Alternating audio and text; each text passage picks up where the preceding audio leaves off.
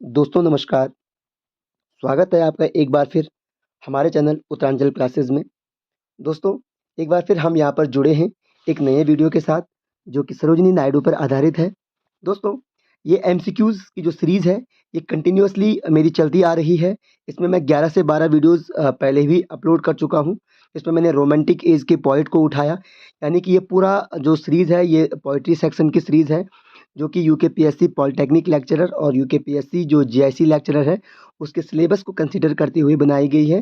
दोस्तों, अभी मैं इसमें एमसीक्यूज़ कवर कर रहा हूँ पूरे सिलेबस के। इसके बाद मैं डिटेल्स वीडियो लाने की कोशिश करूँगा। तो दोस्तों चलते हैं, यहाँ पर आज हम सरोजिनी नायडू को देखते हैं। सरोजिनी नायडू से पे बनने वाले जो भी संभावित एमसीक्यूज़ होते हैं, मल्टीपल चॉइस क्वेश्चंस इनको बोलते हैं, उनको हम यहाँ पर डिस्कस करेंगे। सबसे पहला है, which is Sarojini Naidu's first collection of poems, यानी सरोजिनी नायडू का जो पहला कलेक्शन ऑफ पोएम्स है वो क्या है? तो ये है द गोल्डन थ्रेशोल्ड। ये उनका सबसे पहला जो कलेक्शन ऑफ पोएम्स है, ये है। नेक्स्ट है, life is the prism of my light and death the shadow of my face. These lines have been uttered by Sarojini Naidu के द्वारा कही गई शब्द है, life is the prism of my light and death the shadow of my face. तो ये भी महत्वपूर्ण है, ये एग्जाम में पूछे जाते हैं। और नेक्स्ट है 99, Sarojini Naidu composed an English poem at the age of. तो उन्होंने जो सबसे पहले जो इंग्लिश पोएम जो कंपोज की थी वो कब की थी? 13 साल की उम्र में की थी, जो कि बहुत महत्वपूर्ण बात है। इसके लिए उनको तत्कालीन समय के जो राजा थे, जो किंग थे, उन्होंने सम्मानित भी किया था उनको। नेक्स्ट आगे चलते हैं। Lightly, oh lightly, we bear her along. She sways like a flower in the wind of our song. These lines appear in, तो ये लाइन जो अपीयर हुई है, ये पेलेंक्विन बियरर्स में हुई है। पेलेंक्विन बियरर्स बहुत महत्वपूर्ण पोएम है आपकी सरोजिनी नायडू की। पेलेंक्विन बियरर्स मतलब जो पालकी होती है, पेलेंक्विन का अर्थ है पालकी होती है, और बियरर्स का मतलब होता है जो उसको ले जाने वाले होते हैं, है ना? तो ये उनकी पोएम है, और इसी में उन्होंने कहा है कि lightly O lightly we bear her along, she sways like a flower in the wind of our song. तो इस प्रकार से हमने यहाँ पर एक क्वेश्चन देखा, इसका आंसर जो कि पेंगुइन बियर्स था।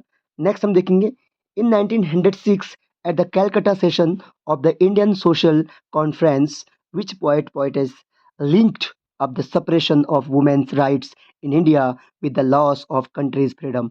तो दोस्तों 1906 ईस्वी में जो कलकत्ता सेशन हुआ था कांग्रेस का, उसमें किस पोएटेस ने ये बातें कही थी कि जिसमें जो बातें आपकी महिला के जो राइट्स होते हैं, जो उनके अधिकार होते हैं, उनको लेकर थे। तो ये बात भी सरोजिनी नायडू के द्वारा कही गई थी। दोस्तों, Sarojini Naidu she was the first Indian Indian women of Congress, है ना? सबसे पहले भारतीय महिला है जो कांग्रेस की चेयरपर्सन रही है। She was the first chairperson of Congress.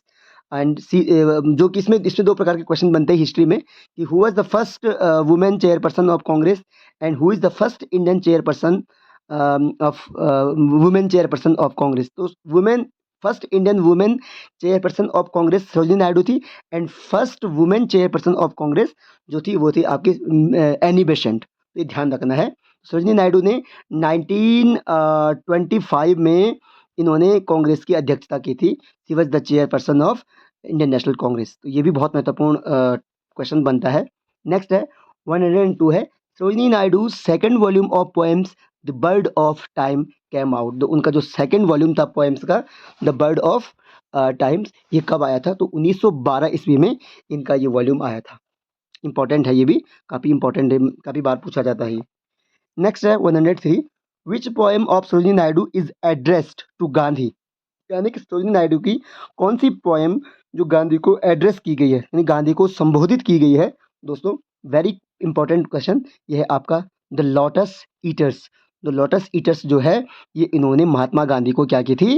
Address की थी।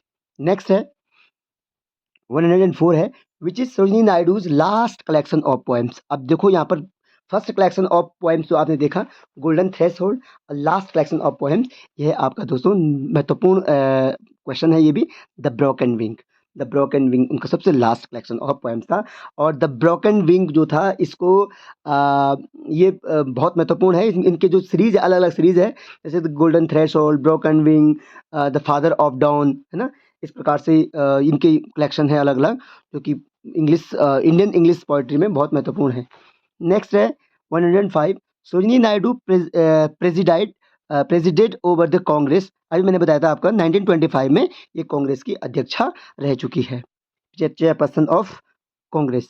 नेक्स्ट है Sarojini Naidu's work has the real beauty, who said this, यानी कि किसने कहा है कि सरोजिनी नायडू के जो वर्क थे, जो उनके पोइट्री थी, वो वास्तविक ब्यूटी पे थी, है ना। तो ये स्टेटमेंट जो दिया था, ये श्री औरोबिंदो ने दिया था।